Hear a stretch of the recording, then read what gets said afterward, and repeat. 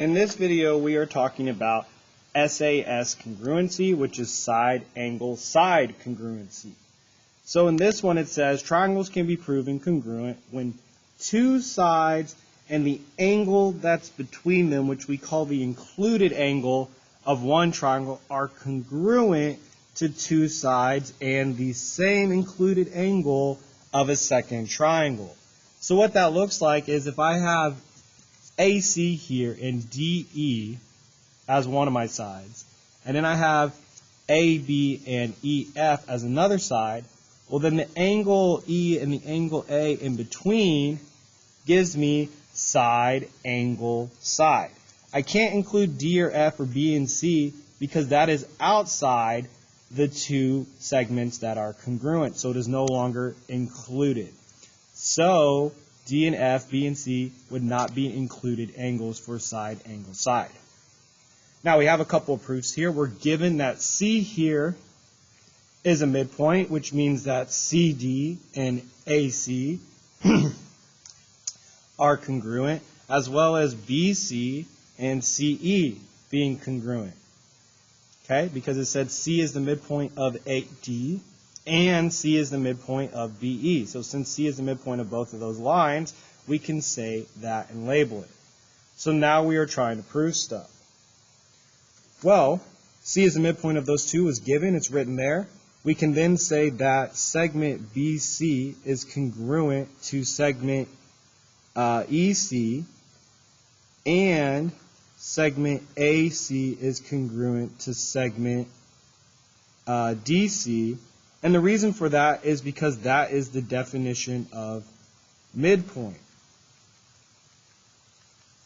The next thing we can say is that angle BCA or ACB is congruent to angle DCE or ECD because they are vertical angles. Okay? So these two angles here are vertical because when two lines cross, the angles across from the intersection are vertical angles. And since now I have side angle side, I can say the two triangles are congruent by SAS. In example 4 here, we're told that GH is parallel to FJ, so GH is parallel to FJ. We're given that a tick mark here, so we can say that GH, segment GH, is parallel to FJ, and segment GH is congruent to FJ, and those are all of our givens. We know this because we were told they're parallel, and we have our two segment pieces here, our two tick marks. We also know that GJ and our triangle here for FJG and HGJ, we know that GJ segment is congruent to GJ. And we know that because of the reflexive property, which again states that if I have the same line, same segment, or same angle in two different pieces, then that line, angle, or segment is congruent. And so the next thing we need to know is that this angle and this angle are congruent because the lines are parallel and it's cut by a transversal, so we have alternate interior angles. So angle HGJ,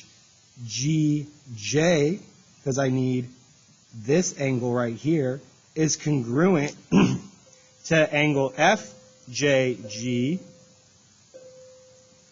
because of alternate interior angles. Which means that the two triangles now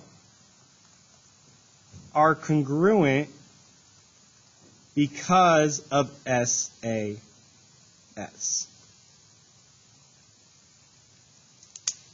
And that is how you solve these proofs.